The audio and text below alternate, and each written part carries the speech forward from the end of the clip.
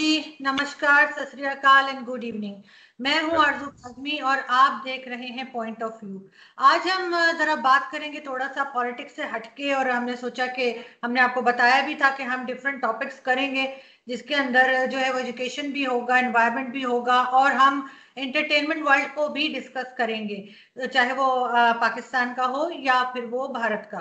तो आज ये डिस्कस करेंगे जरा film industry, Pakistani film industry. सबसे पहले जो हमारा ये एपिसोड है इसमें हम बात करेंगे कि कहाँ से पाकिस्तान फिल्म इंडस्ट्री ने काम करना कब से शुरू किया और कब तक ठीक चली, और उसके बाद क्या हुआ, और क्यों अब हमें जो है वो कोई ढंग की फिल्म देखने को नहीं मिलती, और हम जो है हमारी इंडस्ट्री एक तरह से बिल्कुल आज की नहीं, काफी सालों से एक तरह से खत्म सी हो गई है।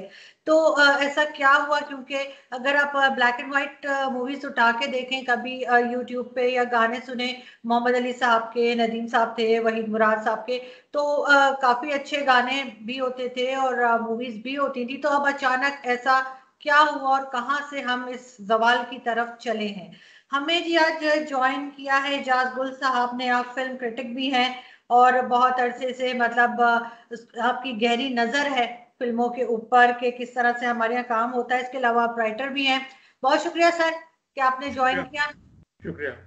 सर आप क्या समझते हैं? आपने तो देखा है पाकिस्तानी फिल्म इंडस्ट्री को उस टाइम से जब ये काफी हद तक बेहतर थी, बल्कि बहुत अच्छी मूवीज बना करती थी।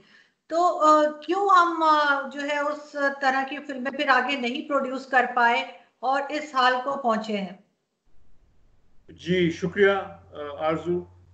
थोड़ा सा मैं फिल्म की तारीख जो है इस इलाके की, उसके बारे में मैं थोड़ा सा आपको बता दूं।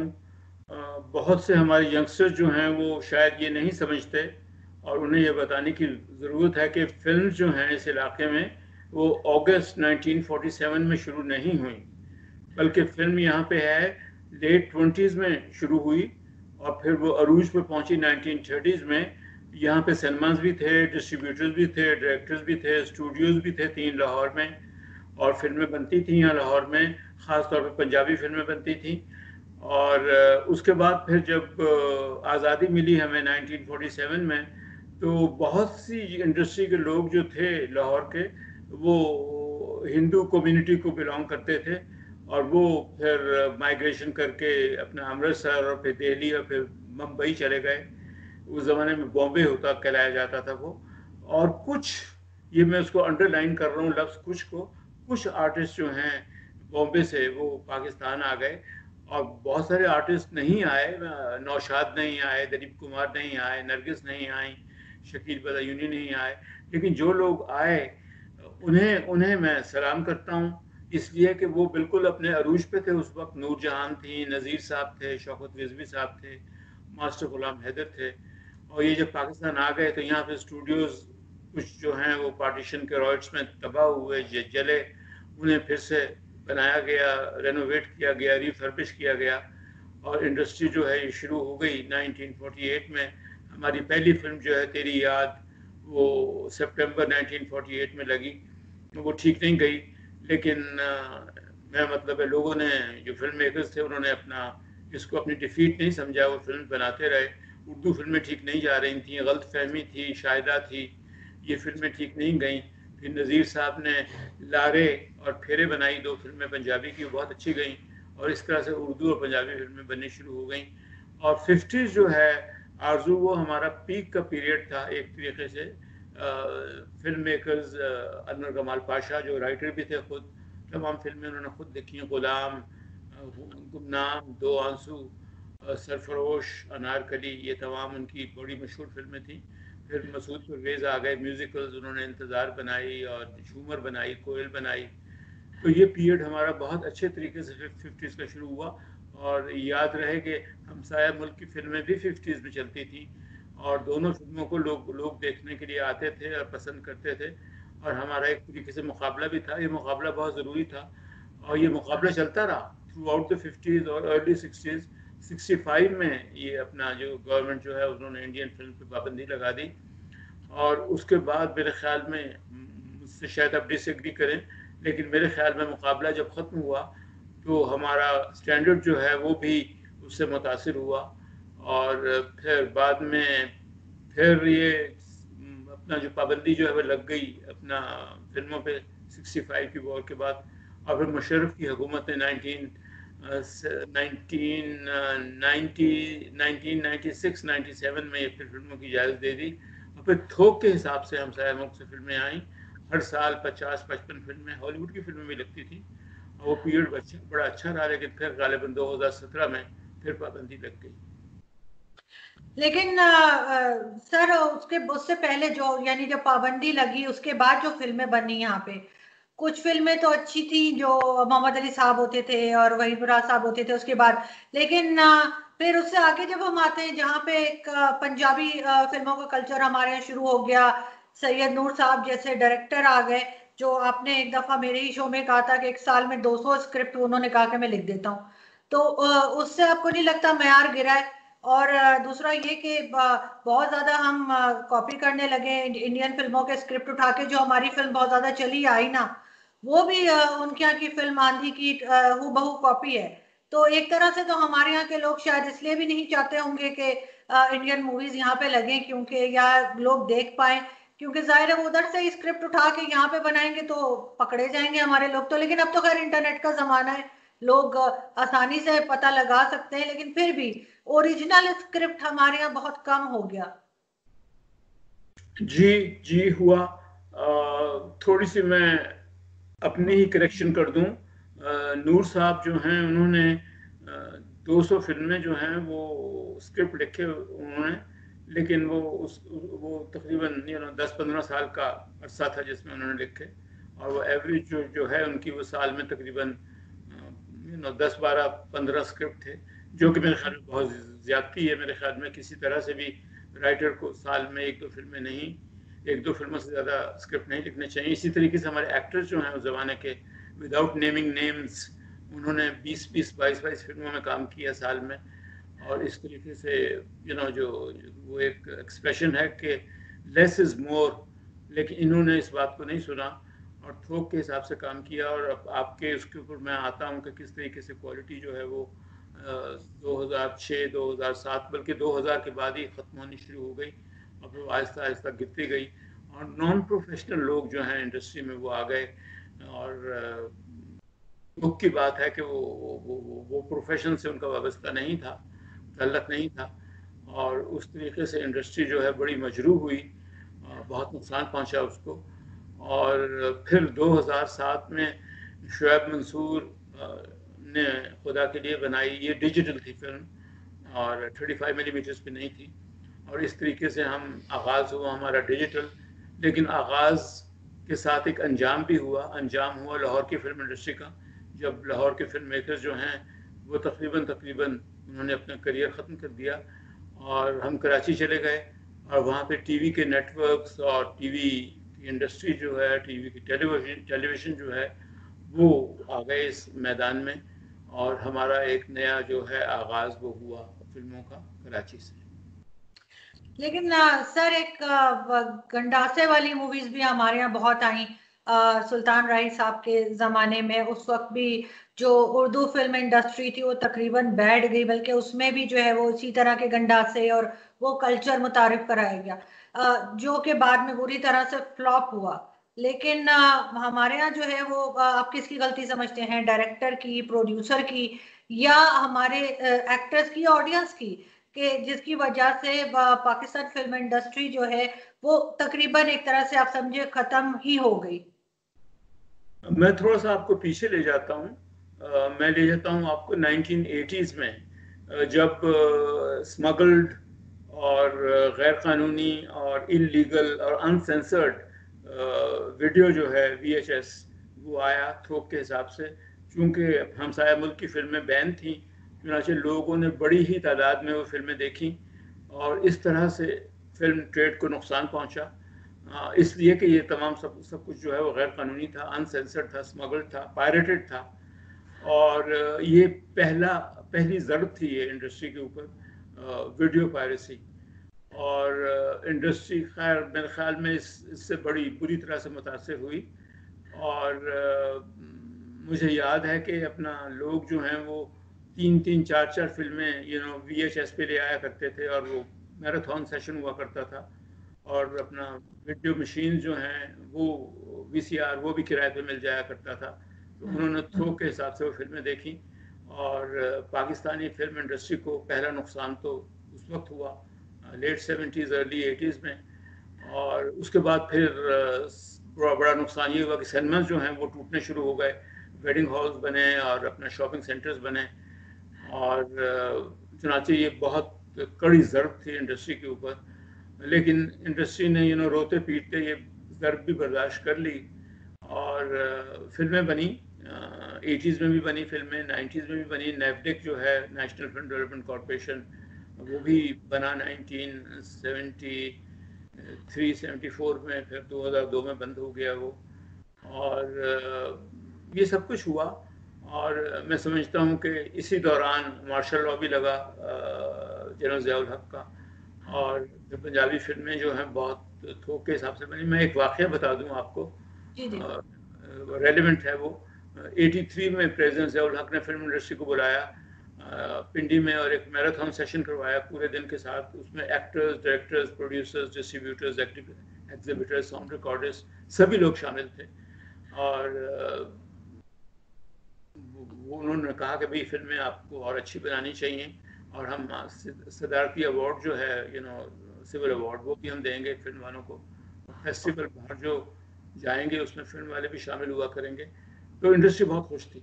लेकिन 2 साल के अंदर अंदर उन्होंने फिर एक सेशन इंडस्ट्री का कराया, मेरे ख्याल में 85 था शायद, वो 83 था, ये 85 था। और सेंसर में एक्सीजन जो थी सेक्स की और वायलेंस की, वो उन्हें दिखाएं, विच मीन्स एक तरीके से उनको आईना दिखाया कि ये आप सब कुछ कर रहे थे। और बहुत नाराज़ थे इस दफ़ा। पहली मीटिंग में बहुत खुश थे, इस मीटिंग में बड़े नाराज़ थे वो। और इस तरीके से ये फिर सफ़र जो है ऊंचा नीचा, अप्स एंड डाउन, ये आता रहा हमारी इंडस्ट्री में, और बहुत अच्छा नहीं रहा ये।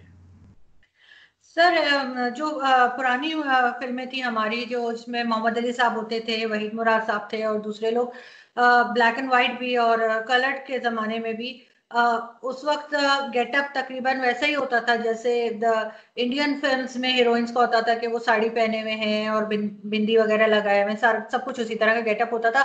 गाने बहुत अच्छे होते थे, म्यूजिक क्वालिटी बहुत अच्छी थी, और वो सॉन्ग मतलब आज तक लोग सुनते हैं। लेकिन उसके बाद म्यूजिक में भी जो है वो बिल्कुल पाकिस्तानी फिल्म इंडस्ट्री में कोई आप ऐसा गाना नहीं बता सकते जो क्वालिटी का हो, जो बहुत अरसे चला हो। मतलब 80s से ही अगर हम देखना शुरू करें, या 90s से, जब ये शान वगैरह आए थे, शान और सऊद और ये सब एक्टर्स आए थे, कोई क्वालिटी का कोई खास मेयार का ख्याल नहीं रखा गया। तो इसकी क्या वजह हो सकती है? आरजू, मैं बिल्कुल आपसे इत्तेफाक करता हूँ कि एक ऐसा जवाल शुरू हुआ हमारी फिल्म म्यूजिक के ऊपर जो अब तक जारी है। फिल्में अच्छी बनी हैं, मेरा मतलब है कराची में फिल्में अच्छी बन रही हैं। नबील कुरैशी हैं, लोड बेडिंग और एक्टर इन लॉ और नामालूम अफराद, नदीम बेग ने पंजाब नहीं जाऊंगी और जवानी नहीं आनी बनाई, फिर शुएब मंसूर ने खुदा के लिए बनाई, हुमायूं सईद जो है बहुत अच्छा काम कर रहे हैं। लेकिन दोबारा मैं लौटता हूँ म्यूज़िक के ऊपर। जो म्यूज़िक 50s में और 60s में और 70s में बना, आप बिल्कुल ठीक कह रही हैं कि वो म्यूज़िक 80s में और 90s में बिल्कुल सुनने को नहीं मिला। और ये फिल्में जो अच्छी बनाई नबील कुरैशी और नदीम बेग और सैयद नूर और शुएब मंसूर ने, और हुमायूं सईद भी एज ए प्रोड्यूसर और एक्टर, वो म्यूज़िक उसमें हमें वो नहीं मिला। उसकी सबसे बड़ी वजह ये है कि आज खुर्शीद अनवर और निसार बज़मी और सुहेल राना और मास्टर इनायत हुसैन और रशीद अतरे और बाबा चिश्ती और सुहेल राना नहीं हैं। ये वो तमाम लोग थे। और इसमें हमें लिरिसिस्ट का नाम भी लेना चाहिए, कतील शिफाई, तदवीर नकवी, सैफुद्दीन सैफ, ये तमाम लोग चले गए और नए लोग नहीं आए। और म्यूज़िक, मैं एक गलत लफ्ज़ इस्तेमाल कर रहा हूँ, ऑलमोस्ट डेड हो गया म्यूज़िक फिल्म में, जिसका मुझे बड़ा अफसोस है।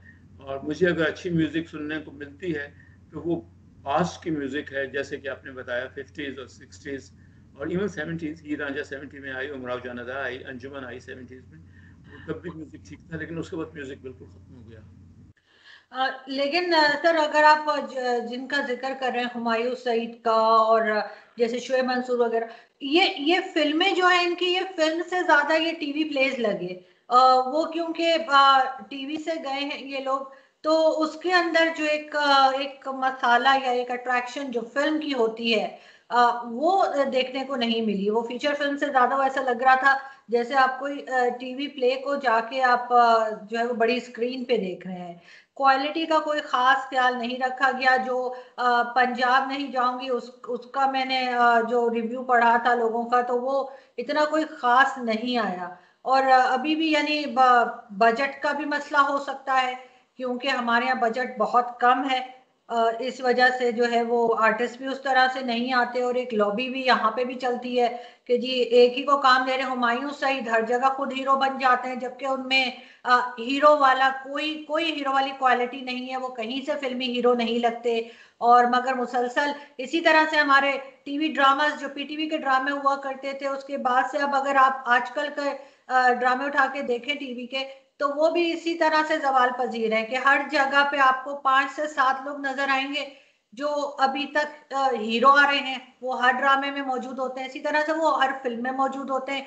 तो वो एक जो फिल्म की अट्रैक्शन होती है वो पाकिस्तानी मूवीज में उसका बहुत ज्यादा फुकदान लगता है। जी, आपने आपने बिल्कुल ठीक कहा, और आपने एक तरह से इसका जवाब भी दे दिया। आपने कहा कि ये फिल्म जो बन रही हैं कराची में वो एक टीवी ड्रामे लगते हैं। फिर आपने ये भी कहा कि टीवी के लोग जो हैं उन्होंने ये फिल्में बनाई। नदीम बेग ख़ास तौर पे हैं, शुएब मंसूर भी टेलीविज़न से आए, लेकिन खुदा के लिए और बोल और वरना जो हैं वो फिल्में थोड़ी सी कदर मुख्तलिफ थी, और उसमें अपना बावजूद इसके कि वो टीवी का रंग तो था, उस पर छाप थी टेलीविज़न की, और टीवी की छाप इसलिए थी कि वो लोग ही टेलीविज़न के थे।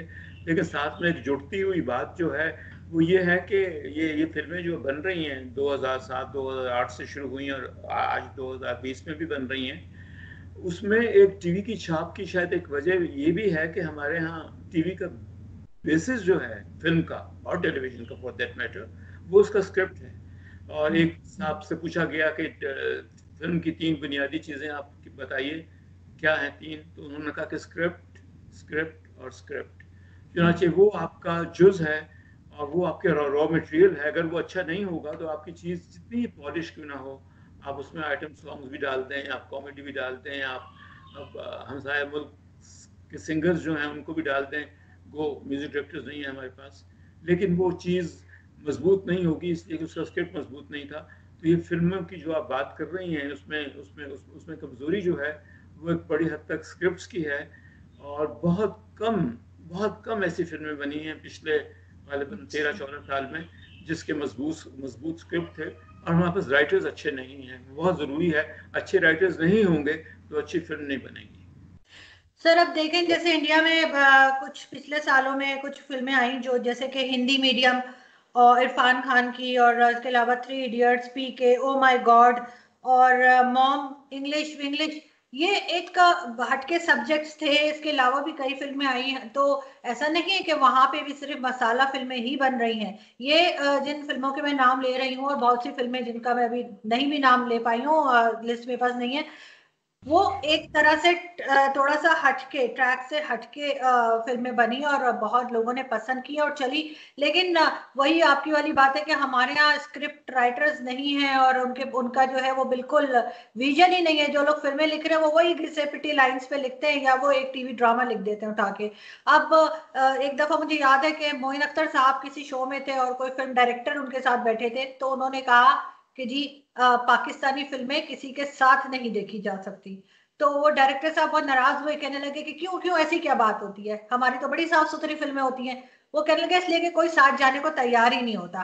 तो वो एक तरह का उन्होंने तंज किया था, और आज भी वही हाल है कि अगर कोई कहे कि जी हम फिल्म देखने जा रहे हैं तो लोग मुश्किल से तैयार होते हैं। हमारे आर्टिस्ट ज्यादा इंटरेस्टेड रहते हैं कि उनको इंडिया में काम मिल जाए।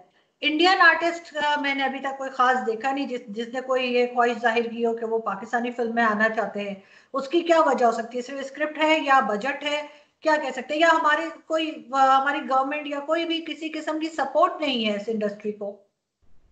आरजू, सबसे पहली बात तो ये है कि 1948 में जब हमारी फिल्म इंडस्ट्री दोबारा से शुरू हुई, मैंने बता दिया कि 20s और 30s में फिल्में बन रही थी यहाँ पे, लेकिन रिसर्जेंस जो हुआ उसका 48 में तेरी याद से, जो कि बहुत बुरी फिल्म थी हर लिहाज से। तो हमने पैटर्न जो है अपनी फिल्मों का फॉर्मूला वो हमसाया मुल्क की फिल्मों से ही लिया। एक हीरो होगा, एक हीरोइन होगी, अमीर लड़की, गरीब लड़की, अमीर लड़का, माँ बाप की मुखालफत, एक विलन होगा, गाने होंगे, और ये वो सिलसिला बड़ी हद तक चलता रहा। क्या ही अच्छा होता कि हमने अपनी फिर से जो बुनियाद रखनी थी 1948 में, वो हम अपने तरीके से रखते कि छोटा मुल्क है ये, छोटी मार्केट थी, और 48 में तो बहुत ही छोटी मार्केट थी, सिनेमा भी बहुत कम थे, स्टूडियोज भी सिर्फ 3 थे लाहौर में। और फिर ठीक है 1977 में हमें अरूज मिला, 111 फिल्में बनी, 8 स्टूडियोज थे, और 700 सिनेमा थे, जो आज 150 रह गए हैं cinema. Can you imagine that कि for a population of 220 million people 150 cinema है? शायद दुनिया में इतने कम सिनेमा कहीं भी नहीं होंगे। और रहा सवाल हमसाया मुल्क का, तो वो बहुत बड़ा मुल्क है, बड़ी मार्केट है, वहाँ पे 5 सेंटर्स हैं, वहाँ पे बम्बई है, कोलकाता है, बेंगलोर है, चेन्नई है, और 28 ज़बानों में फिल्में बनती हैं, बहुत बड़ा स्टेशन है। चुनांचे ठीक है कि हमने एक हद तक उनसे कोलैबोरेट किया, लेकिन इंडियन कोलैबोरेशन पाकिस्तान इतनी नहीं आई, बल्कि बिल्कुल नहीं आई जितनी पाकिस्तान से एक्टर्स गए और वापस आ गए। तो वो हमें अपनी एक शनाख्त जो है बनानी चाहिए थी, जो नहीं बनाई हमने। अब भी वक्त है, अब भी ये जो 3-4 या 5 या 7-8 करोड़ की फिल्म बनाते हैं कराची में बकौल उनके, मुझे नहीं पता वो फिल्म कितनी की बनती है। मैं चाहूँगा कि उनका बजट जो है, उनकी मैं डिटेल्स देखूं कि 7-8 करोड़ 9 करोड़ रुपया जो है वो कहाँ लगता है। इसलिए कि अब तो एनालॉग पे फिल्में नहीं बनती 35 मिलीमीटर पे, अब तो डिजिटल पे बन रही हैं, उसमें स्टूडियोज़ की कोलैबोरेशन नहीं है, उसमें प्रोसेसिंग नहीं है, उसमें डेवलपमेंट नहीं है। आप घर में फिल्म बना सकते हैं, और चेंज हो गया है बड़ा डिजिटल के आने से। तो 8 करोड़ रुपया या 9 करोड़ रुपया ठीक है एक्टर्स लेते होंगे, सुना है कि बड़े एक्टर जो 2-3 जो हैं वो उनकी फीस बहुत ज़्यादा है। लेकिन वो आरज़ू, वो हमें बजट जो है वो स्क्रीन के ऊपर नज़र नहीं आता। अब आइटम सॉन्ग में आपने 12 लड़कियाँ और 12 लड़के डाल दिए, तो वो काफ़ी नहीं है। फिल्म का वर्थ जो है, कहानी जो है, उसका स्क्रिप्ट जो है, उसमें इंटेग्रेट होना चाहिए वो पैसा जो आप खर्च कर रहे हैं। वो इस वक्त नहीं है, मुझे उम्मीद है वो होगा। और नबील कुरैशी अब मोहम्मद अली जिन्ना के ऊपर फिल्म बनाई है उन्होंने, नदीम बेग भी फिल्में बना रहे हैं, सईद नूर भी एक पंजाबी फिल्म बना रहे हैं, शुएब मंसूर का मुझे नहीं पता, हुमायूं सईद जैसे आपने कहा बहुत एक्टिव हैं, हर तरफ नज़र आते हैं वो। लेकिन मुझे उम्मीद है कि फिल्में कुछ बनी हैं अच्छी। मसलन एक्टर इन लॉ एक अच्छी फिल्म थी, उसकी मैं तारीफ़ करूँगा। और मुझे उम्मीद है कि कराची में जो हमारे नेटवर्क्स जो हैं टीवी के, वो बड़ा एक्टिव रोल अदा कर रहे हैं। वो ना सिर्फ पार्टली फाइनेंस कर रहे हैं उनको फिल्मों को, बल्कि उनकी मार्केटिंग भी कर रहे हैं। और फिल्म वालों को टेलीविज़न की इस वक्त ज़रूरत है बहुत ज़्यादा। सर मुझे एक चीज और बताइए कि जब हम पुराने गाने कोई देखते हैं यूट्यूब पे, चाहे वो शम्मी कपूर साहब के हों, दिलीप कुमार साहब के हों, या उनसे भी पहले के ब्लैक एंड व्हाइट हों, तो या कलर्ड हो, जो भी मूवीज थी 60s में मूवीज थी, 50s की हैं, 70s तक, तो उनके प्रिंट बहुत क्लियर होते हैं। अक्सर उनके प्रिंट इतने ज्यादा अच्छे होते हैं कि हैरत हो जाती है कि ये इतनी पुरानी फिल्म है। जबकि जब हम पाकिस्तानी गाने कोई या फिल्म कोई निकालने की कोशिश करते हैं, यूट्यूब से हम सर्च में जाएं, तो उनके प्रिंट बहुत खराब होते हैं। और वो वही आप समझे जैसे 60s की 70s की मूवीज, और बहुत लाइंस होती हैं, ऑडियो ठीक नहीं होती है। मैंने जब शुरू किया था टीवी शो, अगर आपको याद हो, तो मैंने कोशिश की थी कि मैं जो है वो एंटरटेनमेंट के पहले शो करने का मैंने किया था कि जी पुराने गाने क्योंकि बहुत अच्छे लगते हैं। तो लेकिन हमें वो अव्वल तो मिलते ही नहीं, और अगर मिल जाएं तो उनके प्रिंट बेहद खराब होते हैं। इसकी क्या वजह है? जी, आपने बहुत ही अहम बात की, और ये बात है आर्काइव्स की। फिल्म जो है वो एक बहुत ही सेंसिटिव मटेरियल है। ऑब्वियसली एनालॉग जो था 35 मिलीमीटर्स, हीट, डस्ट, मॉइस्चर, ये दुश्मन थे उसके। और ये फिल्में जो हैं ये संभाल के हमने नहीं रखी। PNCA, Pakistan national council of the arts, जिसको कि मैंडेट मिला नेफडेक का 2002 में, वो अब आर्काइव्स का आगाज़ कर रहा है। और दुख की बात यह है कि जो चीज़ ख़त्म होनी थी वो चीज़ ख़त्म हो गई। मसलन एक बड़ी मशहूर फिल्म थी वहीद मुराद और ज़ेबा की, अरमान, 1966-67 की। उसका एक गाना बड़ा मशहूर था, अकेले न जाना, जो वहीद मुराद पे भी पिक्चराइज हुआ और ज़ेबा पे भी हुआ। पहले अहमद रुशी ने भी गाया और माला ने भी गाया, वो फिल्म आज मौजूद नहीं है, वो फिल्म ख़त्म हो गई है। और जो क्वालिटी आपने बताई अपना डीवीडी के ऊपर जो चलती हैं अपना यूट्यूब पे, वो नेचुरली वो एक्सेप्टेबल नहीं है।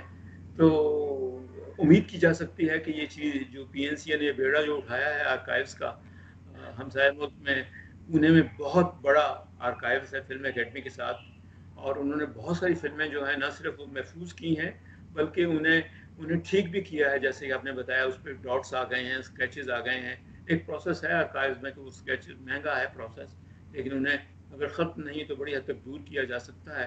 तो मुझे उम्मीद है कि पाकिस्तान आर्ट्स काउंसिल का ये प्रोजेक्ट जो है आर्काइव्स, ये पहुँचेगा किसी किनारे, और ये फिल्में जो हैं जो चली गई वो तो चली गई, लेकिन जो महफूज की जा सकती हैं, ये हमारा असासा है आरज़ू सही मायनों में।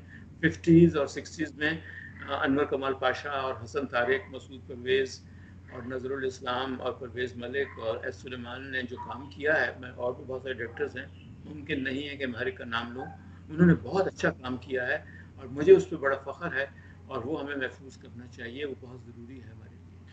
सर मैंने मेरे घर में भी डिश टीवी लगा हुआ है, उस पे इंडियन चैनल्स जो आते हैं, उस पे न्यूज़ चैनल्स भी हैं, उनके ड्रामास भी हैं, मूवीज भी हैं, और बहुत सारे चैनल्स ऐसे हैं, मेरे ख्याल है 10-12 से ज्यादा हैं, जिसपे गानों के आप कह सकते हैं कि इंडियन सॉन्ग्स आते हैं।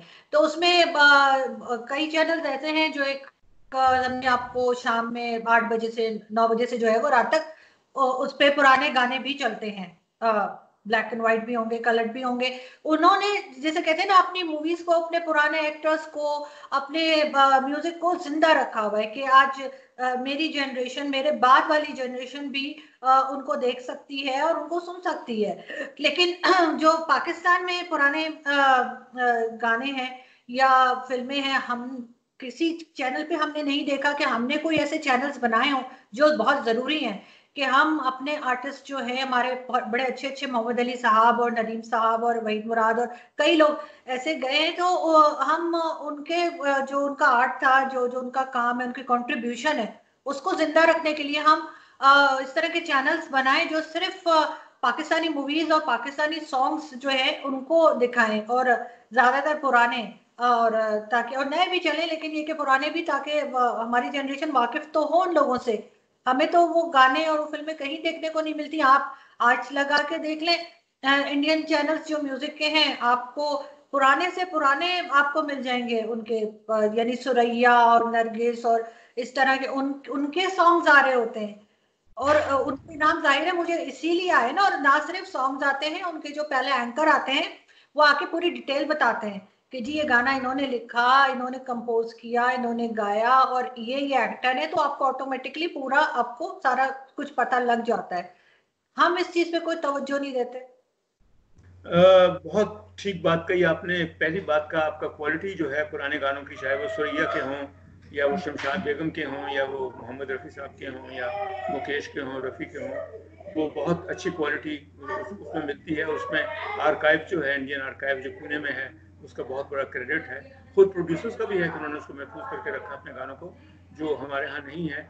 आपकी दूसरी बात जो है कि यहाँ क्यों नहीं ये चलता, तो दुख की बात है कि हमारा जो बेहतरीन म्यूज़िक है वो अब अच्छी क्वालिटी में अवेलेबल नहीं है। पीएनसीए में डॉक्टर फौजिया सईद जो है उन्होंने प्रोग्राम्स किए हैं फिल्म के ऊपर, सविया के ऊपर किया और तारिक अजीज़ के ऊपर किया, और इंसानियत फिल्म थी तारिक अजीज़ की, जिसमें म्यूज़िक अच्छा था, और वो उसमें क्वालिटी जो है वो लैग करती है डेफिनेटली। और इंसानियत 60s की फिल्म है, इससे पहले 50s में गुमनाम है, कातिल है, अनारकली है, और ये तमाम फिल्में जो हैं जिसमें बहुत ही रिच म्यूज़िक था, मास्टर इनायत का और मास्टर गुलाम हैदर का दुपट्टा, ये तमाम फिल्में जो हैं ये अब भी अगर हम महफूज नहीं करेंगे तो ये भी हमारे से गुम जाएंगी। चुनांचे जैसे आपने कहा कि बहुत ज़रूरी है कि इन्हें महफूज किया जाए। और टेलीविज़न जो हैं जो कि अपना आई सपोज उसमें रेटिंग का भी ताल्लुक है एक बड़ी हद तक, और वही दिखाएंगे शाम को 6 बजे से लेकर रात के 11 बजे तक के जो जिसकी रेटिंग उनको बढ़े। लेकिन क्या ही अच्छा हो कि वो इसमें फिल्म म्यूज़िक जो है, पाकिस्तान का फिल्म म्यूज़िक, उसमें भी चाहे 1 घंटा हो, आई डोंट एक्सपेक्ट कि वो 7 बजे से लेकर रात के 11 बजे तक पाकिस्तानी फिल्मों का म्यूज़िक दिखाएंगे, लेकिन हमारे पास इतनी कलेक्शन थी ही, इस्तेमाल कर रहा हूँ मैं लफ्ज़ इसलिए कि बहुत सारा जो है वो डैमेज हो गया है, लेकिन उसको अब भी महफूज कर लें और उसको महफूज करने का एक तरीका सबसे अच्छा ये है कि लोगों को दिखाएं। अगर लोगों की इंटरेस्ट पैदा होगी तो प्रॉब्ली जो आर्काइव जो है वो भी कुछ काम कर पाएगा, उसको फंडिंग मिलेगी। वो हमारा एक रेजर्वॉयर है, हमारा एक ट्रेजर है, वो उसको खोना नहीं चाहिए हमें। सर लास्ट क्वेश्चन आपसे ये कि आप समझते हैं कि इंडियन फिल्म्स को पाकिस्तान में लगाना चाहिए, रिलीज करना चाहिए, क्योंकि इससे यहाँ पे बहुत लोगों को रोजगार मिल गया था, सिनेमा हाउसेस दोबारा से आबाद हो गए थे, और वहाँ जो लोग काम करते हैं ये फिल्में बंद हो जाने से, इंडियन फिल्मों को रोक देने से, वो सब लोग भी मतलब जैसे कहते हैं जॉबलेस हो गए हैं, सब परेशानी। वैसे तो वैसे भी लोगों को यहाँ पे काफी जो है जॉब्स का इशू है, लेकिन एक सेक्टर को अगर हम प्रोवाइड कर सकते हैं तो क्यों ना करें, और रोक तो नहीं पाते, इंटरनेट का जमाना है सर, फिल्में तो सभी देख लेते हैं, लेकिन अगर कोई ये तो नहीं कि फिल्में देखते हैं से रोक पाते हैं, ऐसा तो नहीं होता। अभी फिल्म रिलीज होती है और अभी लोग इंटरनेट पे देख लेते हैं, लेकिन अगर सिनेमा में आने देंगे तो आपको लगता है बेहतर होगा? जी, आरजू बिल्कुल अब ठीक कह रही हैं। जो एम्बियंस आपको सिनेमा हॉल में तारीकी में और अच्छा साउंड और अच्छी क्वालिटी और अच्छी सीट्स और एयर कंडीशन माहौल में जो फिल्म देखने के लिए मिलती है। ये दूसरी बात है कि फिल्म सिनेमा की टिकट जो है बहुत महंगी है, और मैं उस पर 1 मिनट आपका लेना चाहूँगा कि 800 900 और इवन जो 3D फिल्म जो है उसका 1000 रुपया, ये बहुत ज़्यादती है। लेकिन फिल्म वाले कहेंगे, सिनेमा वाले कहेंगे कि हमारे एयर कंडीशन सिनेमाज हैं, स्टाफ है, जनरेटर है, हमारे खर्चे हैं, यूनिफॉर्म्स हैं स्टाफ के। तो ये एक बहस बहुत लंबी है, इसके लिए आपको एक अलग सेशन करवाना होगा। लेकिन मैं समझता हूँ कि हमसाया मुल्क और ममालिक से भी, तुर्की, ईरान ख़ासतौर पे, चाइना बहुत तेज़ी से आगे बढ़ा है वो। और आपको यकीन आएगा कि वहाँ पे 6 लाख से ज़्यादा सिनेमाज हैं, और हर रोज़ 250 सिनेमा नए आ रहे हैं वहाँ पे। और इस वक्त फिल्म इंडस्ट्री सबसे आगे है उनकी, चाइना की। ठीक है, लैंग्वेज का प्रॉब्लम है, प्रॉब्लम शायद कुछ चीज़ें हमारी उनसे नहीं मिलती फिल्म में, लेकिन वो की जा सकती हैं। अगर हमसाया मुल्क की फिल्में वहाँ चल सकती हैं तो फिर पाकिस्तानी फिल्में भी वहाँ चल सकती हैं, और चाइना की फिल्में पाकिस्तान में चल सकती हैं। चुनाचे हमें हमसाया मुल्क के अलावा आप एक यूरोप को ले लीजिए, जो छोटे ममालिक हैं, मसलन पोर्चुगल है या ग्रीस है या अपना और छोटे ममालिक जो हैं, वो प्रोडक्शन एफोर्ड नहीं कर सकते क्योंकि वो इतने छोटे हैं। चुनाचे उन्होंने कोई प्रोडक्शन की है, और उसमें इटली और फ्रांस और जर्मनी जैसे बड़े ममालिक जो हैं वो उनकी हेल्प कर रहे हैं। तो हमें भी कोलैबोरेशन वो प्रोडक्शन के साथ करनी चाहिए और आगे बढ़ना चाहिए, और ये बहुत ज़रूरी है, इसलिए कि मौजूदा रविश जो है वो बड़ी महदूद है, बहुत लिमिटेड है, बहुत रिस्ट्रिक्टेड है, वो उसमें रह के ज़्यादा काम नहीं किया जा सकता।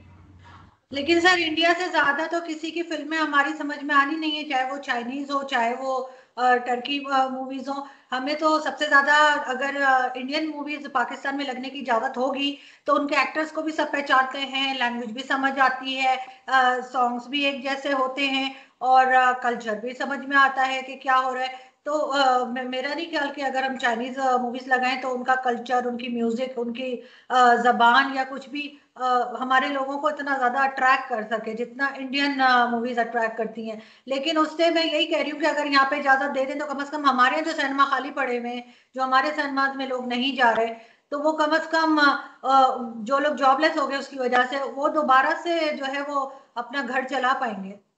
लेकिन देखिए, एक बहुत ज़रूरी चीज़ है जो हमने अभी तक डिस्कस नहीं की, वो ये है कि इंडियन फिल्में यहाँ पे आई, बैन हुई, फिर चली, फिर बैन हुई, अब भी बैन हुई हैं। लेकिन पाकिस्तान की फिल्म्स और इंडियन फिल्म्स का कल्चर इतना ज़्यादा मिलता है। हरियाणा और पंजाब में पंजाबी फिल्में हमारी, जो ख़ास तौर पे नूरजान के गाने बहुत वहाँ पसंद किए जाते हैं। पाकिस्तानी फिल्में इंडिया में क्यों नहीं चली? हम ये बात तो करते हैं कि इंडियन फिल्में पाकिस्तान में चलें। जब इंडियन फिल्में 2007 में मुशर्रफ ने खोली और 50-55 फिल्में हर साल के हिसाब से यहाँ पे आई, तो हमारी फिल्में आप लिटरली 3-4 फिल्में गिन सकते हैं जो इंडिया में चली।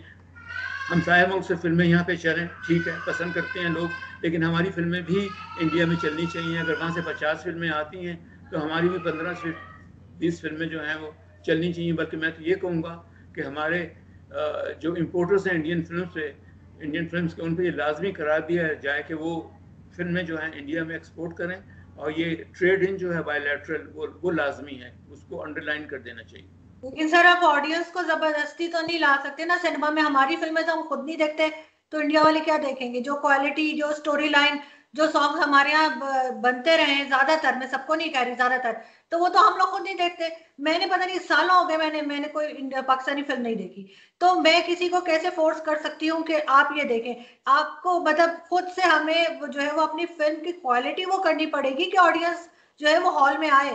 उसकी वजह से जो है हो सकता है कि ना चलिए, क्योंकि जब फिल्म यहाँ नहीं चल रही तो वो इंडिया में तो जाहिर है, इंडिया में अपनी अगर कोई लो क्वालिटी फिल्म होती है तो उनकी तो अपनी भी नहीं चलती, तो हमारी क्यों चलेगी? ठीक बात कर रही हैं, मैं टोटली आपसे एग्री करता हूँ। लेकिन मैं एक चीज़ थोड़ी सी शामिल करूँगा कि हमने अब तक तकरीबन कोई 6,000 फिल्में बनाई हैं पिछले 72 साल में, और उसमें जो हमारी पंजाबी फिल्में हैं, हीर रांझा है, ये और फिल्में हैं, या मतलब मैं नाम नहीं लेना चाहता, गुमनाम है, कातिल है, इंतज़ार है, और अब मसलन ठीक है, बहुत सारी चरबा फिल्में भी हैं जो कि वो ऑलरेडी देख चुके हैं अपनी स्क्रीन पे अपने वर्जन में। लेकिन कुछ फिल्में जो हैं हमारी, just for the sake of bilateral goodwill, वो इंडिया में चलनी चाहिए, ताकि मैं ये बात करने से रह सकूं और मैं आइंदा आपको ये ना कहूं कि पाकिस्तानी फिल्में जो हैं वो इंडिया में नहीं चलती।